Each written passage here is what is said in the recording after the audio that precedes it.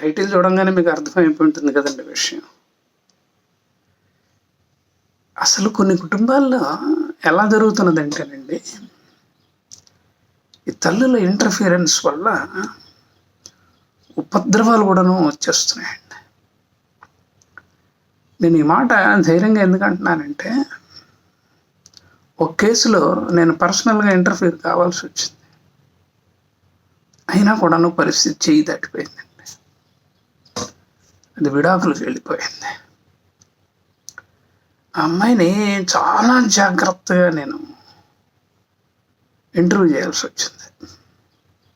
అలాగే వాళ్ళ అత్తమామల గురించి కూడాను నేను ప్రత్యేకంగా శ్రద్ధ పెట్టి అసలు ఏం జరిగిందమ్మా అని అడగాల్సి వచ్చింది అనమాట.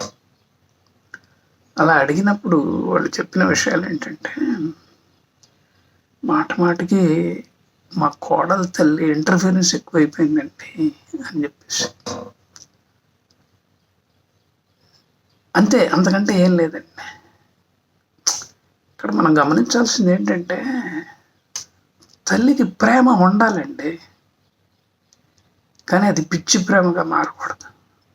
అది మారితే పరిస్థితి ఎంత జటిలంగా అయిపోతుందంటే, ఎంతమంది సైకాలజిస్టులు కలిసినా దాన్ని మళ్ళీ పట్టాల మీద పెట్టడం కష్టం అండి.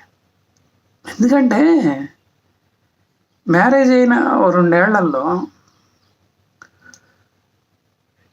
ఒకళ్ళు అర్థం చేసుకునే ప్రయత్నం చేస్తారు కదా. ఆ అర్థం చేసుకునే ప్రయత్నానికి అవకాశమే లేకపోతే అమ్మాయి జీవితం ఏం కాని చెప్పండి. అట్లా విడాకులకు కూడాను దారితీస్తున్న సంఘటనలు కోకొల్లలో ఉన్నాయండి. ఈ విషయం గురించి నేను సీరియస్గా ఆలోచించి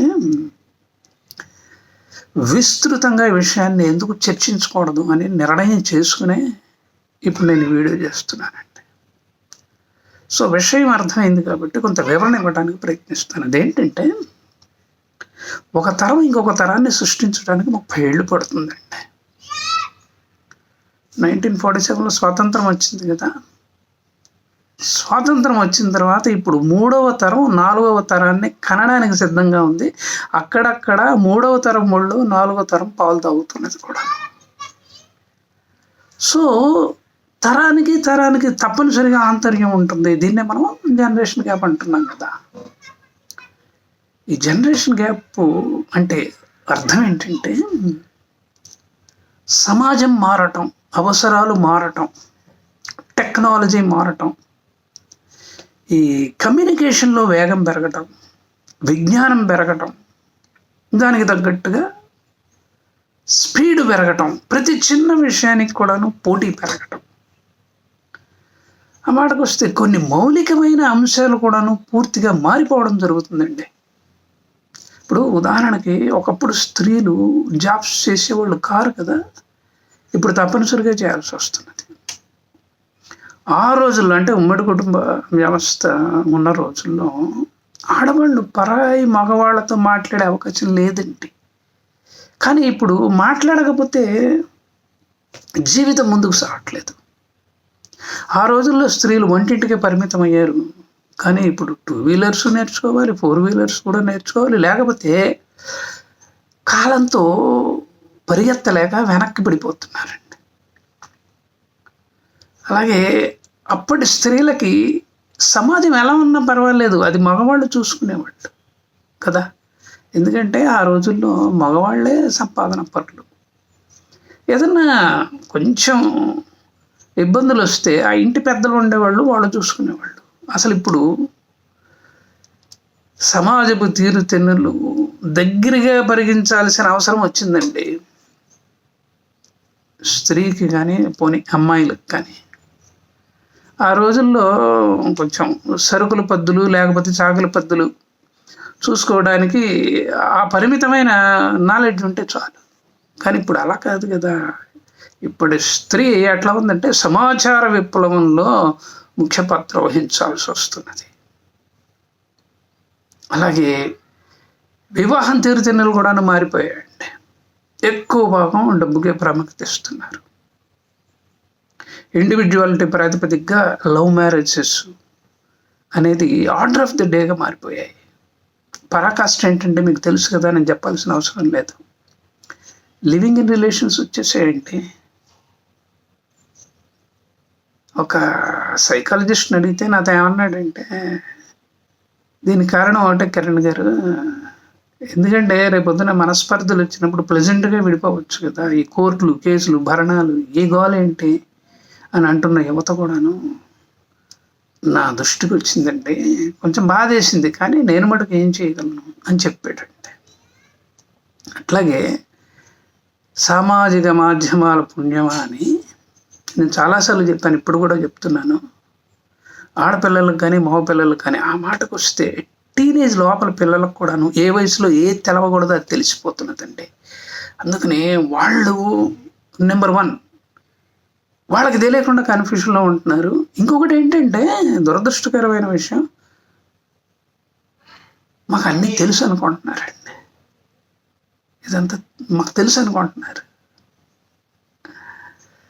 సో ఇదంతా నేను ఎందుకు చెప్పాల్సి వస్తుందంటేనండి, ఇప్పుడు ఉదాహరణకి మ్యారేజ్లు ఏమి 22, 23 ఏళ్ల వయసులో కావట్లేదు కదా, 25 ఏళ్ళు వస్తున్నాయి ఆడపిల్లలకి. అప్పుడు మ్యారేజ్ చేసుకుంటున్నారు. కొంతమంది 30 ఏళ్ళకు కూడా వస్తున్నాయి, వాళ్ళు కూడా మ్యారేజ్ చేసుకుంటున్నారు.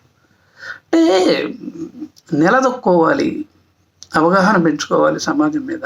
రేపు నా భవిష్యత్తు ఇలా ఉండాలి అని చెప్పేసి కొంతమంది అమ్మాయిలు నిజంగా కొంత ఆగుతున్నారండి. 27, 28 ఏళ్ళు వచ్చేదాకా ఆగుతున్నారు. ఉదాహరణకి సింపుల్గా ఇప్పుడు 25 ఏళ్ళ అమ్మాయి ఉందనుకుందామండి. మరి తల్లిదండ్రుల వయసు ఎలా ఉంటుంది చెప్పండి? 55 కనీసం నాన్నకు వస్తాయి కదా, అట్లాగే 50 అమ్మకి మినిమం ఉంటాయి కదా. మరి 50-55 ఏళ్ల క్రితం ఉన్న సమాజపు వాతావరణానికి ఇప్పటి వాతావరణానికి ఎంత తేడా ఉంది మీరు చెప్పండి. నేను లాజికల్గా మాట్లాడుతున్నాను అనుకోవద్దు, వాస్తవం అనే ప్రాతిపదిక మీద నేను కొన్ని సూచనలు చేయదలుచుకున్నాను అంతే ఈ వీడియో ద్వారా. ఇప్పుడు విజ్ఞానం విపరీతంగా పెరిగిన కారణంగా 7th క్లాస్ తర్వాత తల్లిదండ్రులు పిల్లలకి చదువు చెప్పే పరిస్థితుల్లో లేరండి. ఇప్పుడు ఈ టెక్నాలజీని స్పీడ్ని అందుకోవడం నిజంగా చెప్పాలి అంటే తల్లిదండ్రుల వల్ల కాని పని. కొంత సాంప్రదాయ కుటుంబం దగ్గరికి వెళ్తామండి, చీర కట్టుకోమ్మా అని తల్లి ఎందుకోండి, కూతురు అమ్మ ఇంకా జాలిగా చూస్తూ ఎక్కడున్నావమ్మా నువ్వు అని అంటున్నారు కూడా. నువ్వు అక్కడక్కడా పాపం కొంతమంది అమ్మలు నిజంగా గొప్ప అమ్మలండి, మానవతామూర్తులు, స్త్రీ శక్తులు. వాళ్ళు ఏమంటున్నారంటే, ఈ పిల్ల ఈ సాఫ్ట్వేర్ ఉద్యోగంలో అసలు పగలు రాత్రి తెలియకుండా పనిచేస్తూ ఉంటే ఎప్పుడన్నా ఆదివారం వచ్చినప్పుడు, అమ్మలు గుత్తి వంకాయ కూర చేస్తున్నాను, సాంబారు పెడుతున్నాను, అప్పడాలు వడియాలు పెడుతున్నాను, కొత్త చింతకాయ పచ్చడి రెడీగా ఉంది, ఆవడలు కూడా చేస్తున్నాను, ఇవాళ నువ్వు కడుపు నిండా తినాలి తల్లి అని అంటే, పాపం ఆ పిల్ల ఏమంటున్నది అంటే, ఇవన్నీ జరుగుతున్నాయండి కుటుంబాలు. నేను కొంచెం జాగ్రత్తగా చూస్తున్నాను కాబట్టి చెప్తున్నాను. అవన్నీ ఎవరు తింటారమ్మా, ఆర్డర్ చేసుకుంటాలే, ఏదో ఊరికి అలా టేస్ట్ చేస్తాను అనే వాతావరణం కూడా వచ్చేసిందండి. అంటే ఏతావాత నేను చెప్పేది ఏంటంటే, సీన్ ఆల్మోస్ట్ 95% రివర్స్ అయిపోయింది అంతే.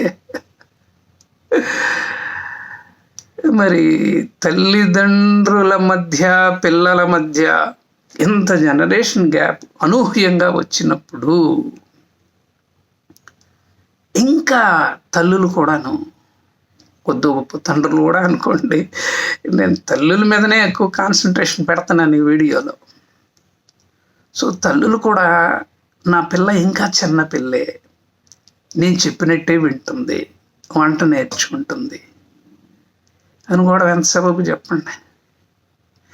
పెళ్లి చూపుల్లో అబ్బాయిని చూడకుండా పట్టు చీర కట్టుకుని నేల మీద కూర్చొని తలంచుకొని ఏదో అప్పటి కథల్లో రాస్తున్నట్టుగా నేల మీద గీతలు గీస్తూ సిగ్గుతో మెలికలు తిరిగిపోతూ ఉంటుందండి అమ్మాయి. ఇప్పుడు ఉండదు కదా.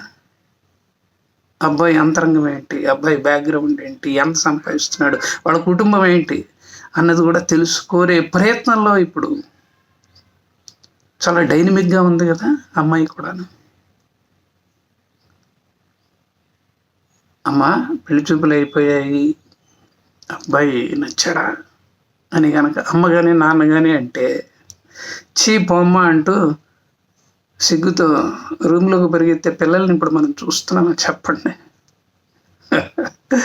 అవన్నీ ఒకప్పటి సాంప్రదాయ కుటుంబాల్లో ఉన్న వాతావరణం అండి. అప్పటి కథలు కూడా అలాగే ఉన్నాయి. కాబట్టి ఆ వాతావరణం లేదండి. అక్కడక్కడ కొంతమంది తల్లులు అమ్మాయిల యొక్క ఆలోచనల్ని స్వీకరించే ప్రయత్నం చేస్తున్నారు, కానీ చాలా తక్కువగా ఉన్నారు. చాలా ఎక్కువ మంది యథాతథంగా అమ్మాయి యొక్క ఆలోచనల్ని స్వీకరించే పరిస్థితుల్లో లేరండి.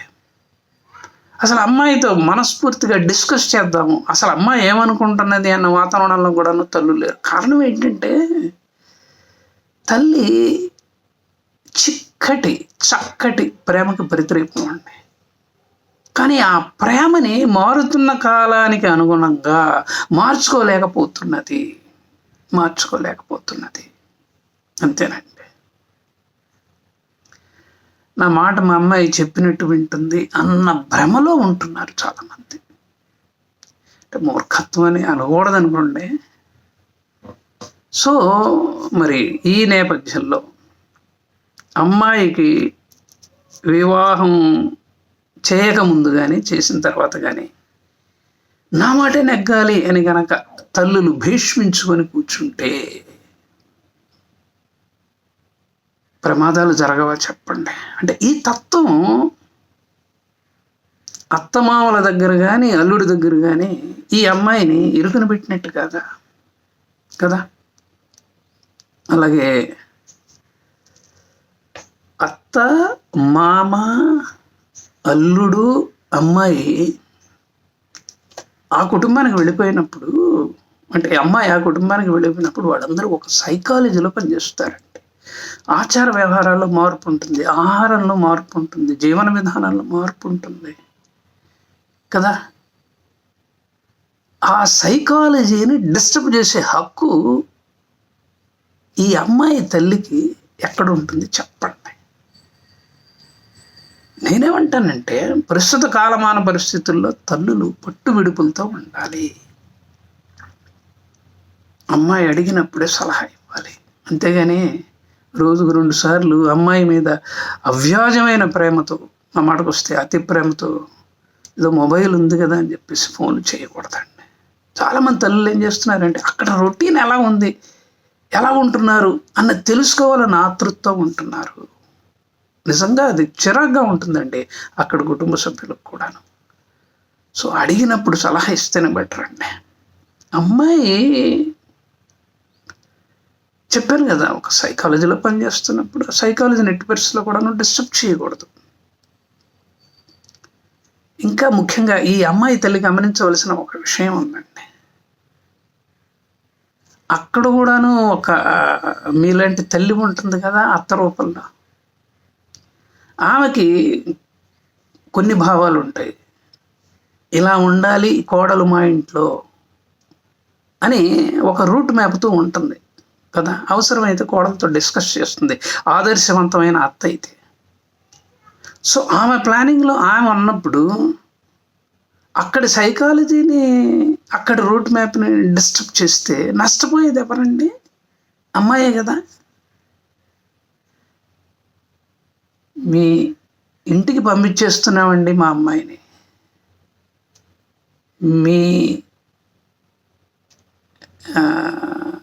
మీ పద్ధతులన్నీ అమ్మాయికి నేర్పండి, మీ అమ్మాయిగా చూసుకోండి అని నిజంగా నిజాయితీగా హుందాగా కనుక అనగలిగితే ఆ 2 కుటుంబాల మధ్య సహృద్భావ వాతావరణం ఉంటుందా లేదా చెప్పండి. అమ్మాయి ఒక అత్తగారింట్లో అడుగుపెట్టినప్పుడు అదొక కొత్త ప్రపంచం అండి. ఆ ప్రపంచం మీ ప్రపంచం అయితే కాదు. కాబట్టి ఊరుకున్నంత ఉత్తమం లేదండి. ఇంకా సూటిగా చెప్పాలి అంటే మీ అమ్మాయి మారుతున్న తరానికి పరితనిది. ఆమెను నేర్చుకోనివ్వండి. అక్కడ వాళ్ళు ఎలా చెబితే అలా నేర్చుకోనివ్వండి. ఆమెను అలాగ ఉండనివ్వండి. ఎందుకంటే నేను ఒక చోట వీడియోలో కూడా చెప్పాను, అదేంటంటే ఉద్యోగం చేస్తున్న నేపథ్యంలో అబ్బాయి ఎక్కడో ఉంటాడు, ఎక్కడో హోటల్లో తింటూ ఉంటాడు, లేకపోతే ఎక్కడో దాబాల్లో తింటూ ఉంటాడు.